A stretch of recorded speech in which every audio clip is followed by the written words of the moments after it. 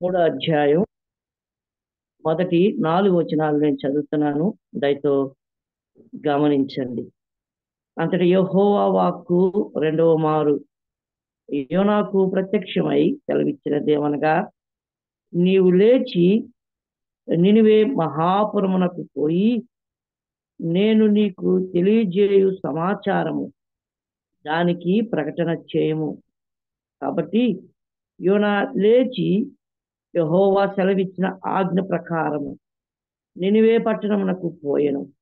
నినివే పట్టణము దేవుని దృష్టికి గొప్పదై 300 దినముల ప్రయాణమంత పరిమాణము గల పట్టణం. యోన ఆ పట్టణంలో ఒక దిన ప్రయాణమంత దూరము సంచరించుచు, ఇక 40 దినములకు నినివే పట్టణము నాశనము అగునని ప్రకటన చేసెను అనే మాటలు మనం చదువుకుంటూ ఉన్నాం. గత వారంలో 2వ అధ్యాయంలో చేప గర్భం లేకపోతే మత్స్య గర్భంలో నుంచి ఏ విధంగా అవిధేయుడైనటువంటి యోనా ప్రార్థన చేశాడో మనం 4 విధాలుగా మనం చూస్తా ఉన్నాం. ముందుకు పోతున్నప్పుడు దేవుని జ్ఞాపకం చేసుకున్నాడు. తన పరిస్థితులు బాగా ఆ జ్ఞాపకంలో ఉన్నట్లుగా యోనా యొక్క జీవితంలో మనం చూసాం. ఆ సమయంలో కూడా అతడు ఏ విధంగా ప్రార్థన చేశాడు అనేది రెండవ విషయం చూసాం.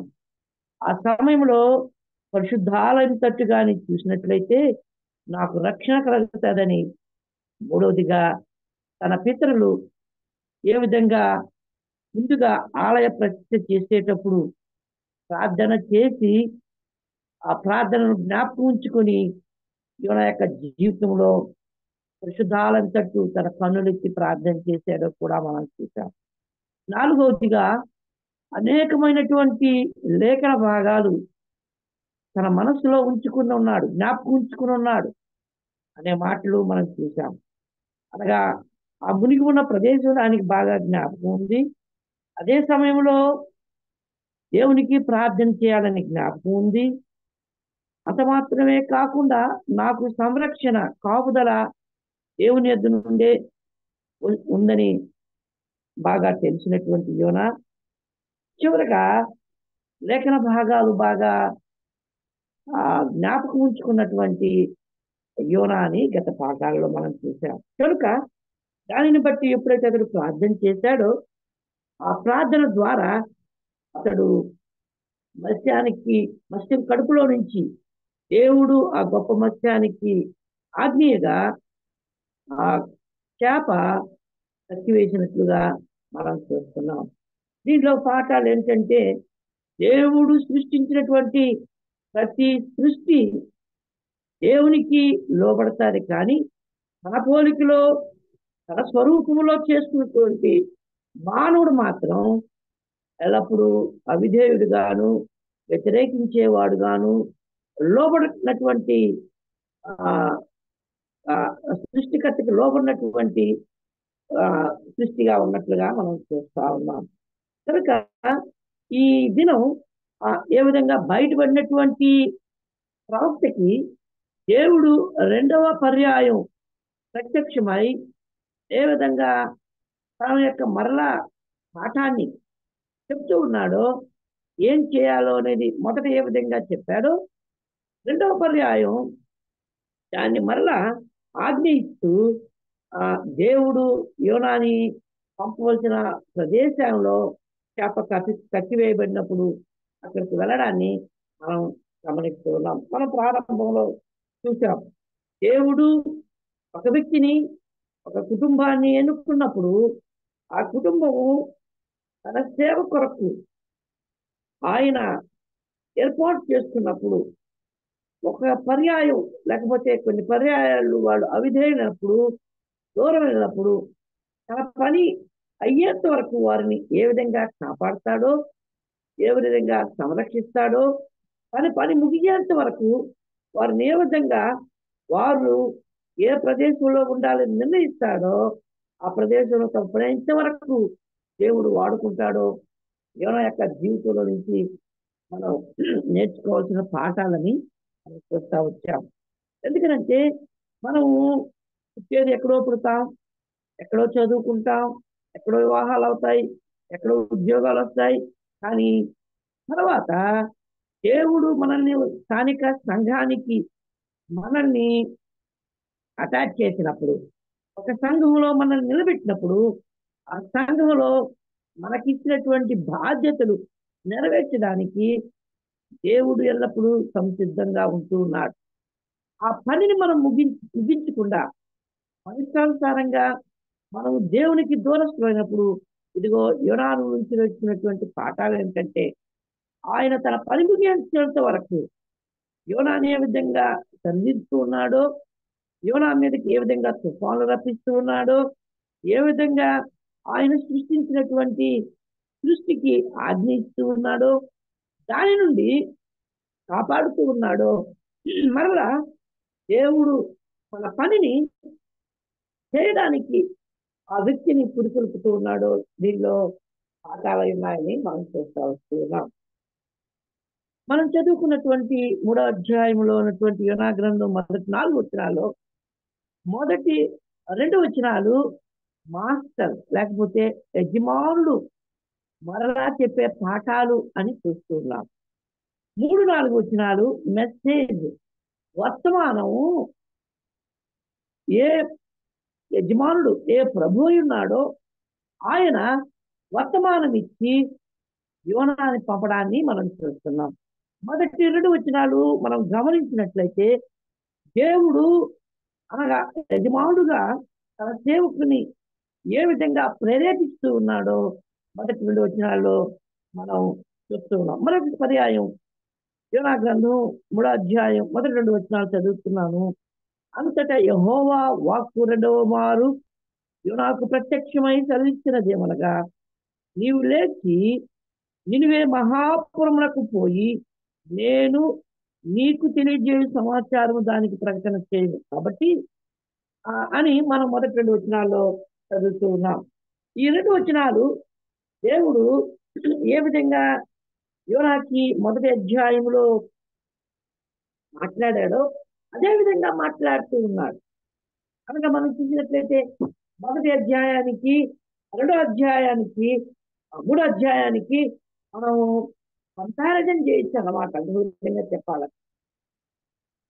దేవుడు ఏ విధంగా ప్రవక్తని ఎన్నుకున్నాడో దాని నుండి ఆ ఎన్నుకున్నటువంటి ప్రవక్త అవిధేయుడై వేరే ప్రదేశానికి వెళ్తూ ఉన్నాడో, మరలా తన దగ్గరికి వచ్చినప్పుడు 2వ పర్యాయం దేవుడు ఆ వ్యక్తికి అప్పగించినటువంటి పని మరలా జ్ఞాపకం చేస్తూ ఉన్నాడో ఈ 3వ అధ్యాయంలో మనం చూస్తా ఉన్నాం. యోబు గ్రంథంలో యోబు ఒక మాట అంటాడు చూడండి. దేవుడు ఎన్నుకున్న వారిని ఆయన ఏ విధంగా అడ్డగిస్తే, దేవుడు అడ్డగిస్తే ఎవరైనా దాన్ని తప్పించుకుంటారా అని ప్రశ్నిస్తున్నారు. చూడండి దయతో నాతో కూడా చూడండి. యోబు గ్రంథం 9వ అధ్యాయం 12వ వచనంలో, ఆయన పట్టుకుని పోగా ఆయనను అడ్డగింపగలవాడెవడు, నీవేమి చేస్తున్నావని ఆయనను అడుగు తగిన వాడెవడు అని యోబు ప్రశ్నిస్తూ ఉన్నాడు. దేవుడు ఈ విధంగా ఎందుకు చేశాడు అనేటువంటి ప్రశ్న మనం ఏం దేవుడు ఆయన సర్వాంతర్యామి, సార్వభౌమత్వం కలిగిన వాడు, సమస్తమును ఎరిగిన వాడు, సమస్తమును తెలిసిన వాడు. కనుక ఆయన ప్రశ్నించేటువంటి వారు నాలే మనం మానవుడుగా. మనది ఆయన అనంతుడైతే మనం పరిమితమైన జ్ఞానం కలిగిన వాడు గలవాడు. ఆయన సర్వాన్ని తెలిసినటువంటి వారు అయితే మనకు ఆయన తెలిసిన దానిలో కొంచెం కూడా తెలియదు మనకు. అందుకని మనం చూస్తున్నాం విడితనం, దేవుని యొక్క విడితనం మనకు జ్ఞానాన్ని పుట్టిస్తాడని కొరింథీయులకు రాస్తూ పౌలు చెప్తాడు. ఆయన విడితనమే మనకు జ్ఞానం అయితే, అనగా దేవుని యొక్క విడితనమే మనకు జ్ఞానం అయితే, దేవుని యొక్క జ్ఞానం ఇంకెంత గొప్పది. ఆయన మనతో మాట్లాడుతూ ఉండగా, ఆయన మనల్ని హెచ్చరిస్తూ ఉండగా, మనకు బోధిస్తూ ఉండగా, మాటలు ఎంత శ్రేష్టమైనవి. అనేది మనం జ్ఞాపకానికి తెచ్చుకోవాలి. అందుకనే యోబు భక్తుడు ఇక్కడ అంటున్నాడు, ఆయన పట్టుకుని పోగా దేవుణ్ణి అడ్డగించే వాళ్ళు ఎవరు? నీవేం చేస్తున్నావని ఆయన అడిగి తెగించే వాళ్ళు ఎవరు? ఇదే యోన యొక్క జీవితంలో జరిగింది అని మనం చూస్తాం. యోన ఏదేదో చేయాలనుకున్నాడు. ఇంకో విధంగా చెప్పాలంటే దేవుని పనికి అడ్డం చేకూర్చేవాడు. అందుకని దేవుని నినివేని మర్చిపోయి నినివే పట్టణానికి వెళ్ళి ఆ దేవుని మాటలు ప్రకటించాల్సినటువంటి యోన ఆ దాన్ని అమ్మివేసినట్లుగా తర్వాత తర్షీషుకి వెళ్ళడానికి అతడు టికెట్ కొనుక్కొని వెళ్తున్నట్లుగా మనం చూస్తా ఉన్నాం. కనుక ఈ విధంగా చూసినట్లయితే యజమానుని మాటని ధృవీకరించినటువంటి సేవకుడుగా ఈ అధ్యాయంలో మనం చూస్తున్నాం. కనుక రెండు మాటలు ఈ రెండు వచనాల్లో చూసుకుని మనం 3-4 వచనాలు మొదటిగా మనం చూసినట్లయితే యజమానుని రెండవ పిలుపు అని మొదటిగా మనం చూస్తున్నాం. రెండవదిగా యజమానుని రెండవ ఆజ్ఞ లేకపోతే రెండవ పర్యాయం ఆయన ఇచ్చేటువంటి ఆజ్ఞ అని మనం చూస్తున్నాం. అనగా దేవుడు రెండవ పర్యాయం యోనాను పిలుస్తూ ఉన్నాడు, రెండవ పర్యాయం చేయవలసిన పనిని అప్పగిస్తూ ఉన్నాడు అని యోనా యొక్క జీవితంలో మనం జ్ఞాపకానికి మనకు జ్ఞాపకానికి తెస్తూ ఉంది. నిజమే, దేవుడు ఎల్లప్పుడూ కూడా ఆయన యోబు గ్రంథం కానీ మనం చూస్తే దేవుడు 2 మారులు లేదా 3 మారులు మాట్లాడను. ఆ మాట్లాడే సమయంలో మన చెవిని కానీ దేవునికి ఇచ్చినట్లయితే ఆయన సరిచేసేవాడుగా ఉన్నాడు. లేనట్లయితే అది నిరర్థకం అవుతుంది. అది కనిపెట్టుకుని చూసుకోవాలని యోబు గ్రంథంలో మనం చూస్తున్నాం. 2 మార్లు 3 మార్లు మాట్లాడతాడంట ఆయన. ఆ మాట్లాడే సమయంలో మన ఉదయాన్ని లేక మన చెవులు అవి వినడానికి ఇచ్చినట్లయితే ఆయన మనం సరిచేసేవాడుగా ఉన్నాడు. అలా కాకుండా ఆయన మాటలకు మనం పెడచెవిని పెట్టి కఠినంగా ఉన్నట్లయితే ఆయన మన హృదయాన్ని కఠినపరిచేవాడుగా ఉన్నాడు. అది మాత్రమే కాదు, ఆయనకి మనం దూరం అయ్యేవారంగా ఉంటూ ఉన్నాం. ఇది ఇశ్రాయేలు జీవితంలో మనం విశేషంగా చూడవచ్చు. ఎందుకంటే ఆయన పాత నిబంధనలో దేవుడు కంటికి కన్ను పంటికి పన్ను అని ధర్మశాస్త్రాన్ని నిర్ణయించారు. అనగా ఇంకో విధంగా చెప్పాలంటే ఇంకా రెండో ఛాన్స్ లేదు వాళ్ళు. కొత్త నిబంధనలో కృపాయుగంలో దేవుడు కొంత మట్టుకు దేవుడు ఆయన పదే పదే మాట్లాడుతూ వస్తున్నాడు. కానీ పాత నిబంధనలో ఆయన చెప్పిన మాటకు అవిధేయులైన వారు ఇదిగో మరణానికి పాత్రులు అని మనం చూస్తాం. ఒకవేళ ఉదాహరణగా చెప్పుకున్నాం, ఎవడైనా కానీ విశ్రాంతి దినమున కట్టింపులలో ఏర్కోవడానికి పోయినా కూడా వాళ్ళని రాళ్ళతో కొట్టి చంపాలి. అట్లయితే మిగతా విషయాల్లో ఏదైనా వారు పొరపాటు చేసినట్లయితే ఎంత భయంకరమైన విషయము జరుగుతూ ఉన్నాయో పాత నిబంధనలో మనం చూస్తున్నాం. ఒకడు దొంగిలించినట్లయితే భూమి నెరచి మింగివేసినట్లుగా మనం చూస్తున్నాం. లేకపోతే దేవుడు ఎటువంటి శిక్షను వారి మీదకి రప్పించాడో మనం చూస్తున్నాం. స్వయాన మోషేనే చెప్తాడు ద్వితీయోపదేశ కాండంలో, నేను దేవునికి వ్యతిరేకంగా ఇదిగో మీరు దాహం కొన్నప్పుడు బండతో మాట్లాడడానికి పోయి నేను కొట్టాను, దానిని బట్టి వాగ్దానం చేసిన దేశంలో నేను వెళ్ళలేకపోయాను అని వాపోతాను. అది మీ నిమిత్తము మీరు నన్ను విసిగించడం ద్వారా దేవుణ్ణి సరుక్కోవడం ద్వారా నా సహనాన్ని కోల్పోయారు కదా. దేవుడు మోషే గురించి సాక్షి ఇచ్చాడు, నా ఇల్లంతటిలో నమ్మకమైన వాడు సాత్వికుడు అని. అటువంటి సాత్వికుడే ఇశ్రాయేలు చేత విసిగింపబడ్డాడు. అట్లయితే దేవుడు ఎంతగా ఆయన బాధపడ్డాడో, ఎన్ని పర్యాయాలు దేవుడికి వ్యతిరేకంగా వారు కనుక్కున్నారు మనం చూస్తా ఉన్నాం. కనుక అంత మాత్రమే కాకుండా 6 లక్షల కాల్బలం, వారితో మొత్తం 20 లక్షల మంది ఐగుప్తులో నుంచి వెళ్ళినప్పుడు కాదేషు బర్నియాకు వచ్చినప్పుడు వారు ఇదిగో వేగుడు వారు వెళ్ళి సమాచారం తెచ్చినప్పుడు పాలు తేళ్లు ప్రవహించే దేశాల గురించి ఆ 12 మందిలో 10 మంది వ్యతిరేకంగా సాక్ష్యం చెప్పారు. ఇద్దరు మాత్రం దాని అనుకూలంగా సాక్ష్యం చెప్పారు. ఆ 10 మంది చెప్పినటువంటి సాక్ష్యాన్ని బట్టి ఇశ్రాయేలందరూ తిరుగుబాటు చేశారు. మోషేహారాలను సంపజూశారు. అయితే ఇదిగో ఆ 40 దినాలకు వారి శిక్ష, వారు 40 దినాలకి 40 ఏళ్ళు వారు చుట్టుకుని అరణ్యంలో వెళ్ళాల్సినటువంటి ఆ మార్గం ఆలస్యమైందని మనం చూస్తున్నాం. ఒక్కో దినానికి ఒక్క సంవత్సరం దేవుడు లెక్కించాడు. దానితో పాటుగా ఎవరైతే తిరుగుబడ్డారో వారందరూ అరణ్యంలో రాలిపోయేంత వరకు దేవుడు 40 సంవత్సరాలు తిరుగుతూ ఎందుకంటే ఘోరమైన శిక్ష. పాలు తేళ్లు ప్రవహించేటువంటి దేశమని, దేవుని కన్నులు నిరంతరము దృష్టి ఉంచే దేశమని, దానిలో ఉన్నటువంటి ఆ యొక్క పదార్థాలు దేవుడు ఎల్లప్పుడూ దాని మీద దృష్టించేటువంటి ఆ దేశాన్ని కోల్పోయిన వారుగా ఉన్నారని మనం తర్వాత తరం ఇదిగో వారు ప్రవేశించినట్లుగా మనం చూస్తాం. కనుక ఈ మాటలన్నీ కూడా మనం చూసినప్పుడు దేవుడు రెండవ పర్యాయం యోనాకి మాట్లాడాడంటే ఎంత తీవ్రంగా మాట్లాడాడో మనం చూస్తాం. ఈ మాటలు మనం చూస్తూ ఒక మాట హెబ్రీ గ్రంథకర్త ఒక మాట అంటాడు.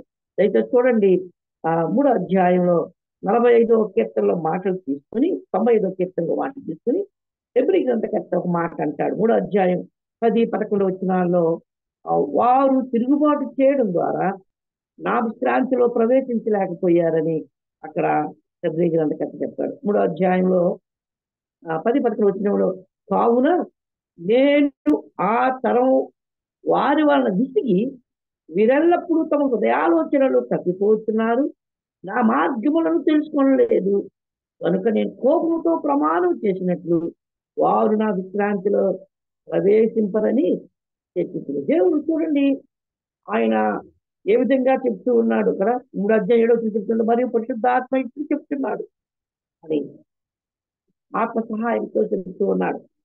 కనుక వారు నా మార్గాలు తెలుసుకోలేదు, నా వారు హృదయాలోచనలో ఎప్పుడు తగ్గిపోవచ్చు ఉన్నారు కదా. జల ప్రళయంలో వచ్చినప్పుడు కూడా ఇదే మాటలు మనం ఇంచుమించు చూస్తాం. వారు హృదయాలోచన ఎల్లప్పుడూ చెడ్డదని దేవుడు చూసి ఇదిగో పశ్చాత్తాపడ్డాడు, హృదయంలో నొచ్చుకొనెను అని అది కారణం 6వ అధ్యాయంలో మనం చూస్తాం. కనుక వారి హృదయాలోచనలు ఎప్పుడు తగ్గిపోవచ్చు ఉన్నారు వాళ్ళు. కాబట్టి నేను కోపంతో ప్రమాణం చేసినట్లు ఇదిగో దేవుని యొక్క విశ్రాంతి, దేవుడు ఇచ్చేటువంటి పాలు తేళ్లు ప్రవహించే దేశం దానిలో ప్రవేశించలేక అయ్యారని వారు గురించి మనం చూస్తా ఉన్నాం. కనుక ఈ విషయాలు మనం చూసినప్పుడు విశ్వాసులైన మనకు ఏం పడతారంటే చూడండి, సామెతల గ్రంథంలో 4వ అధ్యాయం 26వ వచనంలో మాట ఉంటా ఉంది.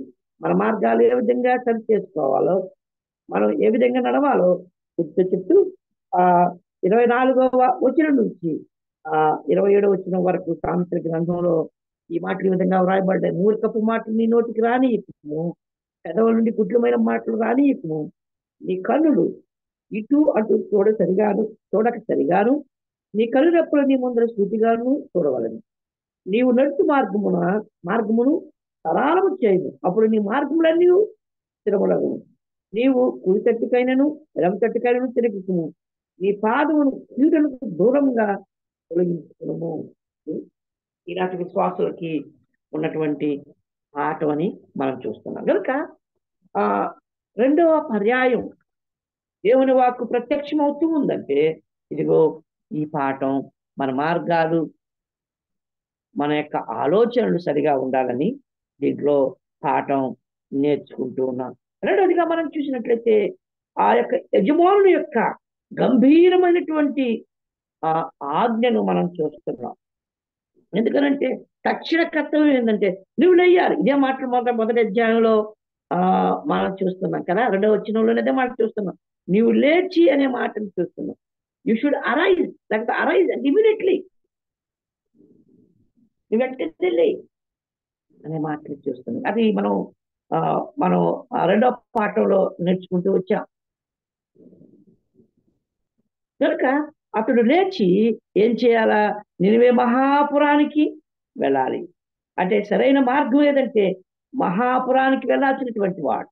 అంత మాత్రమే కాదు, నేను చెప్పేటువంటి మాటలు నువ్వు తెలియజేయి, నేను నీకు తెలియజేయు సమాచారము దానికి ప్రకటన చేయాలి అనే మాట గంభీరమైనటువంటి మాట. అందుకనే బాలుడైనటువంటి సమూయేలు కళ్ళు కనబడినటువంటి ఏలీ దగ్గరికి దేవుడు మూడో పర్యాయం సమూయేలు సమూయేలు అని పిలిచినప్పుడు చెప్పిన మాటలు ఆనాటి ప్రజలకి చెవుల్లో గింగిరి పుట్టించాయి అనే మాటలు మనం చూస్తాం. అనగా ఒక వినలేనటువంటి మనకు చెవుల్లో మనం వినాల్సినటువంటి అంత స్వరాల్లోనే ఆ డెసిబుల్స్ కన్నా ఎక్కువగా మనం విన్నట్లయితే మన చెవుల్లో ఉన్నటువంటి డయాఫ్రమ్ పాడైపోతాం. అంటే దేవుని మాటలు కొన్ని పర్యాయాలు చాలా గొప్ప శబ్దంతో మాట్లాడేవి ఉంటాయి, గింగురు పుట్టించేవిగా ఉంటాయి, ఆందోళన కలిగించేవిగా ఉంటాయి. ఏమని? ఇదిగో నీ యొక్క యాజకత్వం తీసివేయబడిపోతుంది, నీ ఇంట్లో యాజకులుగా ఉండరు అని ఏదైతే చెప్పు అని దేవుడు చెప్పాడు. భయపడుతున్నాడు బాలు. అయితే దేవుడు ఏం చెప్పన్నాడు? అది చూచా తప్పకుండా చెప్పు అని ఏలి ఆజ్ఞించినప్పుడు బాలుడైనటువంటి సమూయేలు దేవుడు తనతో మాట్లాడిన మాటలన్నీ కూడా చెప్పారు. అలాగా జరిగాయి అని సమూయేలు మొదటి గ్రంథం ప్రారంభ అధ్యాయాల్లో మనం చెప్తాం. కనుక దేవుడు చెప్పమన్నటువంటి మాటలు చెప్పాలనేది మనం చూస్తా ఉన్నాం. అట్లయితే మన ప్రభు అయిన యేసు క్రీస్తు దేవుని చిత్తానుసారుడు, లేకపోతే దేవుని కుమారుడై ఉండి దేవునితో సమానుడై ఉండి ఏ విధంగా వచ్చి భూలోకంలో ఆయన నెరవేర్చాడు. తన తండ్రికి లోబడి మరణాన్ని పొందాడు. తన తండ్రికి లోబడి ఇదిగో మానవుల యొక్క పాప పరిహారార్థం ఆ కలవరిలో గిరిలో చనిపోయాడు. ఆయన ఎంత విజయుడైనటువంటి కుమారుడు. ఎంతమంది చెప్పిన భక్తులు చెప్పిన మానవుడు ఆయన తట్టు తిరగలేదు. న్యాయాధిపతులు వచ్చినప్పటికీ ఆయన వైపు తిరగలేదు. రాజులు వచ్చినప్పటికీ ఆయన వైపు తిరగలేదు. చివరికి తన కుమారుణ్ణే ఈ లోకానికి పంపి మనందరి పాపముల పరిహారార్థమై ఆ కలవరిగిరిలో ఆయన వధించి ఆయన మన పాపములకు ప్రాయశ్చిత్తం చేయడం ద్వారా మనకు అమూల్యమైన రక్షణను కలుగు చేశాడు అనే మాటలు మనం చూస్తున్నాం కదా. మన ప్రభు అయిన యేసుక్రీస్తు భూలోకంలో ఉన్నప్పుడు ఆయన దయగల మాటలకు అనేక మంది ఆశ్చర్యపడ్డారు. ఆయన దయగల మాటలు విని అనేక మంది ఆయన పాదాల చెంత చేరారు అని మనం చూస్తా ఉన్నాం. దీనికి మాటలను జ్ఞాపకం చేసుకున్నప్పుడు ఇదిగో దేవుడు ఎంత గొప్పవాడో మనం నేర్చుకుంటున్నాం. కాబట్టి ఇదిగో మనం చూసినట్లయితే ఒక మాట మనం చూసిన చూడండి, అపోస్తలుల కార్యములు 5వ అధ్యాయం 29వ వచనంలో ఒక మాట ఉంది. అపోస్తలుల కార్యములు 5వ అధ్యాయం 39వ వచనంలో 29వ వచనంలో మనం చూసినట్లయితే ఒక మాట ఉంది కదా. అందుకు పేతురును అపోస్తులను మనుషులకు కాదు, మేము దేవునికే మేము లోబడవలను కదా అని అంటున్నారు. ఇక్కడ యోనాను గురించి మనం చూసినట్లయితే దేవునికే లోబడాలి, మనుషులకు కాదు అనే మాటలు మనం చూస్తున్నాం. కనుక మొదటి 2 వచనాల్లో యజమానుడు అనగా దేవుడు రెండవ పిలిపిచ్చాడు యోనాకి. దానితో పాటుగా ఆయనకి గంభీరమైన ఆజ్ఞ ఇచ్చి పంపించాడు. ఏమై ఆజ్ఞ అంటే 3-4 వచనాల్లో అదే మాటలు చూస్తున్నాం. కాబట్టి యోనా లేచి యెహోవా సెలవిచ్చిన ఆజ్ఞ ప్రకారం నినివే పట్టణమునకు పోయెను. నినివే పట్టణము దేవుని దృష్టికి గొప్పదై 3 దినముల ప్రయాణమంత పరిమాణం గల పట్టణం. యోనా పట్టణంలో 1 దిన ప్రయాణం అంత దూరం సంచరించుచు ఇక 40 దినములకు నినివే పట్టణము నాశనమగునని ప్రకటన చేశాడనే మాటను చూస్తున్నాం. ఇక మనం చూసినట్లయితే ఆ మెజర్మెంట్, లేకపోతే మనం చూసినట్లయితే ఆ ఇక్కడ మనం కానీ చూసినట్లయితే 3-4 వచనాల్లో ఆ మూడు దినాలు ప్రయాణం, ఒక్క దినం ప్రయాణం, 40 దినాలు, ఈ మూడు మాటలు మనం పట్టుకుందాం. అనగా దేవుని యొక్క దృష్టికి గొప్పదైనటువంటి పట్టణం. ఈ మాట కొంచెంసారి మనం చూసాం, 4 పర్యాయాలు ఆ నినివే గురించి వ్రాయబడింది అని కదా. ఈ ఈ 2 వచనాల్లో 3 మాటలు మనం నేర్చుకుంటున్నాం.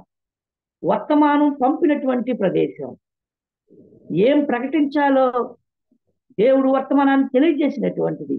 అంత మాత్రం ఏం ప్రకటించాలో కూడా చెప్పబడినటువంటి ఆ ఈ ప్రదేశాన్ని గురించి, లేకపోతే సమాచారం గురించి మనం చూస్తా ఉన్నాం.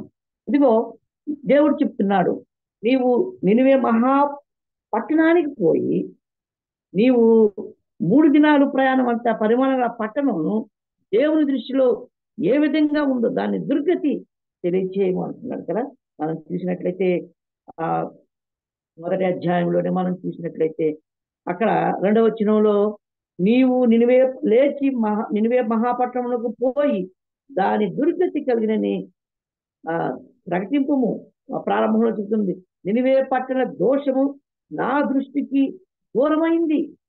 మాకు అంటే దేవుని సన్నిధికి ఎక్కిపోయిందని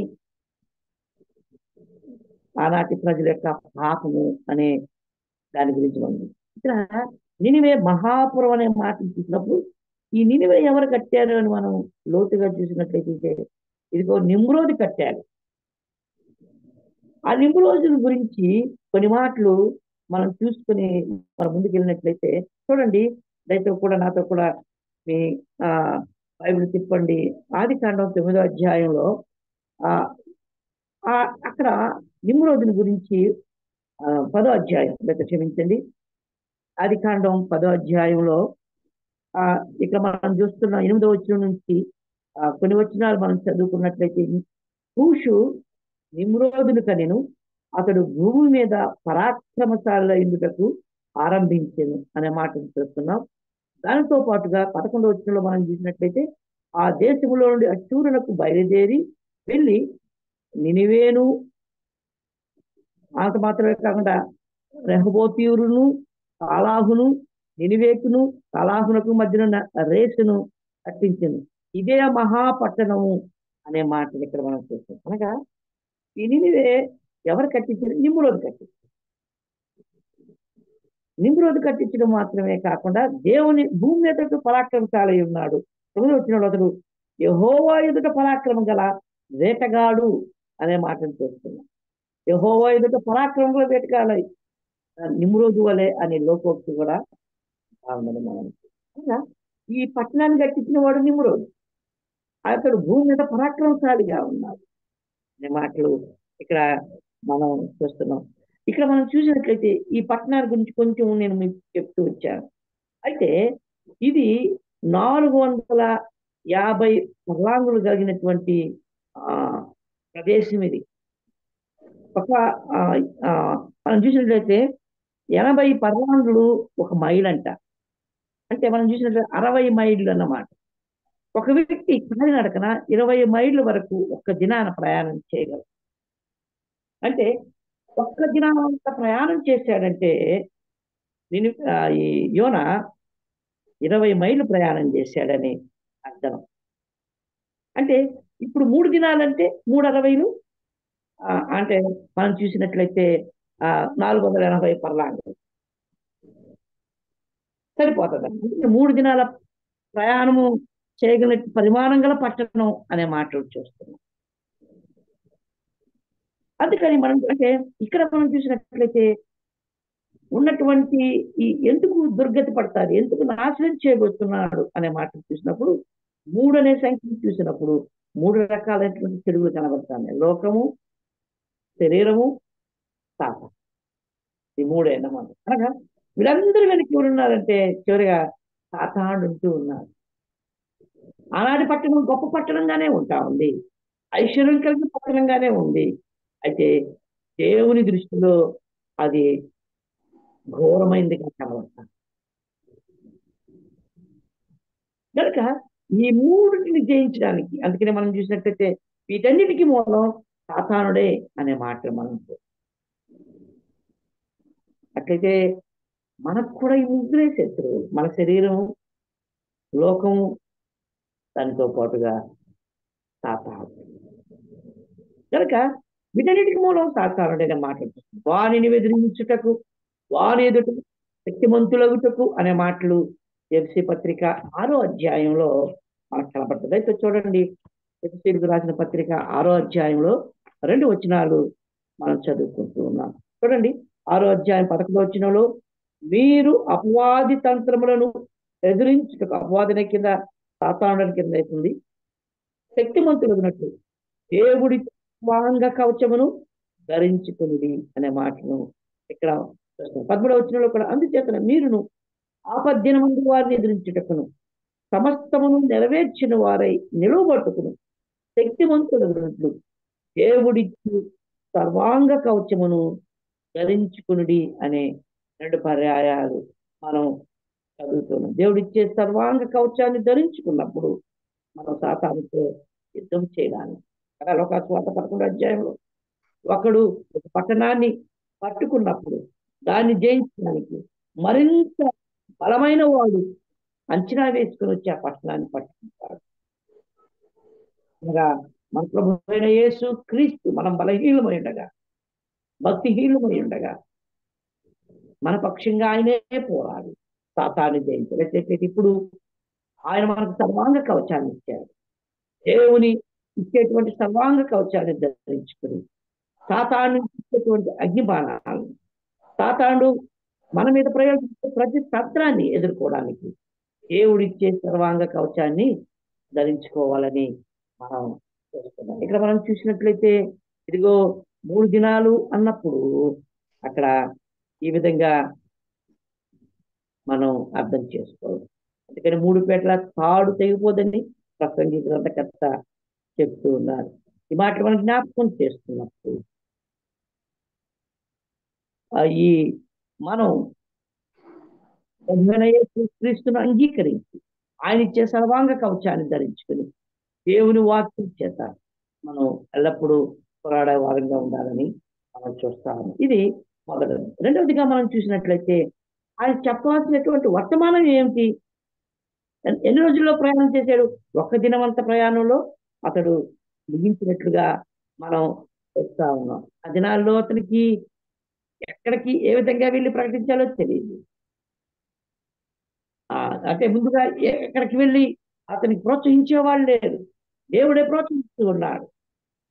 ఒక మైక్ లేదు, లేకపోతే ఒక ఆర్గనైజింగ్ కంపెనీ, పాటలు పాడేవాళ్ళు లేదు, ఎవరు లేనప్పటికీ కూడా ఒక్క దినమంత ప్రయాణంలోనే ఇదిగో ఆ నినివే పట్టణ మహాపురానికి వారు మారుమంతు పొందేదానికి ఆ యోన సాధనమయ్యేదని మాట్లాడాలి. అదే దేవుడు మనకిచ్చినటువంటి పని. మనం ఒక్కరిని నేను ఒక్కనే చేస్తున్నాను అనే దానికన్నా నాతో కూడా నా దేవుడు ఉన్నాడు, నాతో కూడా ఉండి జరిగిస్తాడు. మనం ధైర్యంగా పోయినప్పుడు దేవుడు ఖచ్చితంగా మనతో ఉండి కదా ఆయన జరిగించేవాడుగా ఉన్నాడని మనం నేర్చుకుంటూ ఉన్నాం. కనుక మాట మనం జ్ఞాపకం చేసుకున్నప్పుడు దేవుడు ఆయన కరుణాసంపన్నుడు అనే మాట మనం ఆయన ఆ కాదేశ్ బర్నియాకు వచ్చినప్పుడు వారు ఆ 12 మంది సమాచారం తెచ్చినప్పుడు 10 మంది వ్యతిరేకులుగా దేవుడికి వ్యతిరేకంగా సమాధానం చెప్పారు. ఆ సమయంలో దేవుడు చెప్పాడు, ఇదిగో మీరు ఇట్లా చేస్తున్నారు కాబట్టి దేవుడు మీతో రావడని మోషే చెప్పాడు. వారు అయినప్పటికీ కూడా మేము పాపం చేశాము, మేము ఇంకా వెళ్తామని చెప్పిపోయినప్పుడు చెప్తానే ఉన్నాడు దేవుడు మోషే ద్వారా, మీరు ఇదిగో పోయి అమాలేకీయులు ద్వారా మీరు నాశనం అవుతారంటే, లేదు లేదు మేము వెళ్ళి పట్టిస్తాం. దేవుడు వారితో కూడా వెళ్ళలేదు. కానీ అమాలేకులు వచ్చి వెళ్ళి అనేక మంది ఇశ్రాయేలును సంహరించినట్లుగా ద్వితీయోపదేశ కాండం 1వ అధ్యాయంలో, అలాగే 14వ అధ్యాయం సంఖ్యాకాండంలో దేవుడు రాయించి పెట్టారు. కనుక మనం దేవుడు లేకుండా పోయినట్లయితే మనకు నిరుత్సాహమే. మనకు అపజయమే. కానీ దేవుడితో కూడా వెళ్ళినప్పుడు దేవుడు మన పక్షంగా ఉండి కార్యం చేసేవాడిగా ఉన్నాడని చెప్తున్నాం. తర్వాత చివరిగా మనం చూసేది నాలుగోది ఏంటంటే ఏం ప్రకటించాలంటే మూడోదిగా మనం చూసినట్లయితే 40 దినాల్లో నినివే పట్టణం నాశనం అవుతుంది అని చెప్పాలి. 40 దినాలంటే మనం చూసినట్లయితే 6 వారాలు. 6 వారాలు అదే చూసినట్లయితే ఆ మీరు త్వరగా నాశనం కాబోతున్నారు కానీ 40 దినాలు దేవుడు మీకు సమయం ఇచ్చారు అని చెప్పి వారు ఏ విధంగా వారు తమ తగ్గించుకున్నారు తర్వాత వచ్చినాల్లో మనం చూస్తున్నాం. ఈ 6 వారాలు అంటే మానవుని యొక్క సంఖ్య అనేది మనం చూస్తున్నాం. 40 అనే సంఖ్య మనిషికి పరీక్ష, లేకపోతే దేవుడు సరిదిద్దేటువంటి సమయం, దేవుడు మనల్ని సరిచేసేటువంటి సమయం అనే మాట మనం అది మన టెస్టింగ్ పీరియడ్ అనేది మనం 40 దినాలు కనుక ఈ విషయాన్ని మనం జ్ఞాపకం చేస్తాం. వాళ్ళ దుర్గతి దేవుని దృష్టికి వెళ్ళిందని మనం చూస్తున్నాం. కాబట్టి మనం చూసినప్పుడు ఆ దుర్గతిని బట్టి వారి దోషం ఎంత ఘోరమైందో మనం చూస్తున్నాం కదా. దావీదు పాపం చేసినప్పుడు నాతాను ప్రవక్త వెళ్ళినప్పుడు నీవే అని హెచ్చరించాడు. దానిని బట్టి అతడు ఏ విధంగా మార్పు చెందాడో పాపం వల్ల వచ్చే జీతం మరణం కనుక అవిధేయత నుండి ఆపండు మనం దూరమైనప్పుడు దేవుడు మనల్ని క్షమించేవాడుగా ఉన్నాడని దీని గురించి మనం నాశనాల గురించి మనం చూసినప్పుడు నిజమే ఆ నినివే పట్టణం నాశనం కాకూడదని దేవుడు 40 దినాలు సమయం ఇచ్చాడు. దేవుడు నిర్ణయించినటువంటి కాలంలో ఆయన కార్యం జరిగించేవాడు కదా. మాట చివరిగా మనం చూసుకొని ముగించుకుందాం. చూడండి అపోస్తుల కార్యములో ఆయన ఎత్తి పెద్దని పిలిచి పౌలు ఏమి మాట్లాడుతున్నాడంటే ఆ మాట మాట్లాడుతూ ఉన్నాడు. ఎఫెసీయులకు రాసిన పత్రిక అపోస్తుల కార్యాలు 20వ అధ్యాయం 26 27 వచనాలు మనం కానీ చూసినట్లయితే అపోస్తుల కార్యాలు 26 27 వచనాలు కదా.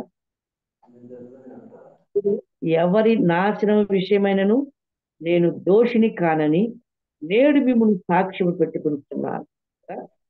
ఎవరు నాశనం కాకూడదని మీ విషయము నేను సాక్ష్యం చెప్తున్నాను. దేవుని సంకల్పమంతయు మీకు తెలుపకుండా నేనేమీ దాచుకోలేదు. దేవుడు నా గురించి మీ గురించి ఏం చెప్పాడో దేవుని సంకల్పం అంతా మీకు చెప్పాను. మీరే విధంగా ప్రవర్తించాలో చెప్పాను, మీరే విధంగా కూడుకోవాలో చెప్పాను, మీరే విధంగా ఆరాధించాలో చెప్పాను, మీరే విధంగా దేవుని స్వార్థను ప్రకటించాలో చెప్పాను, మీరు మీ యొక్క జీవితాన్ని ఏ విధంగా కట్టుకోవాలో చెప్పాను. ఇది దేవుని యొక్క కనుక ఇదిగో నువ్వు ఒకవేళ ఇవన్నీ విని నాశనం అయిపోతారు, దానికి నేను జవాబుదారి కాదన్నట్లుగా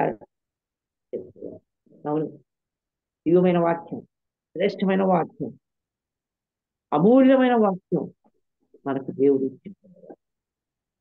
ఆ వాక్యం చేత హెచ్చరింపబడుతూ ఉండగా, బోధింపబడుతూ ఉండగా, ఆ వాక్యం ద్వారా మనం సరిదిద్దపడకపోతే ఇదిగో ఆ నాశనం అనేది ఉందని దేవుడు హెచ్చరిస్తాడు. కాబట్టి నాశనం కాకూడదని ఆ విషయము నేను దోషిని కానని నేడు మిమ్మును సాక్షిగా తెలుస్తున్నాను కదా. దేవుని సంకల్పం అంతా కూడా ఆయన లేఖనాల్లో మన కొరకు నినివే వారికి దేవుడు 40 దినాల్లో నాశనం చేయదు. మిమ్మల్ని మీరు రక్షించుకోవాలంటే ఇదిగో ఈ పాపాన్ని వద్దు. దేవుడు మిమ్మల్ని పాప ఆ యొక్క నాశనం నుండి బయటపడాలంటే మీరు మీ పాపాన్ని తెలుసుకోవాలి. ఒక్క దినంలోనే 3 దినాలు చేయాల్సిన పరిచర్య చేసి ఏ విధంగా వారు రక్షింపడానికి కారకులయ్యారు. మనం కూడా సమయం దొరికినప్పుడు అలాగూ చేయని దేవుడు సహాయం చేయనట్లు మనం ప్రార్థించాలి. కాబట్టి ఈ మొదటి 4 వచనాల్లో ఈ మూలమైన మాటలు దేవుడు మనకు తెలుసు కాబట్టి ఆయన యజమానుడై ఉన్నాడు. అంత మాత్రమే కాకుండా ఆయన మనకు సమాచారం, వర్తమానాన్ని ఇచ్చేవాడు. అట్లయితే యజమానుడికి మనం లోబడుతున్నామా?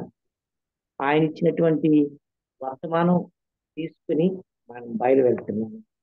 ఒకసారి మనం పరిశీలన చేసుకుని మన ముందుకి మీ అందరికీ చాలా వందనాలు బ్రదర్. మన యోనా గ్రంథం 3 అధ్యాయంలో మొదటి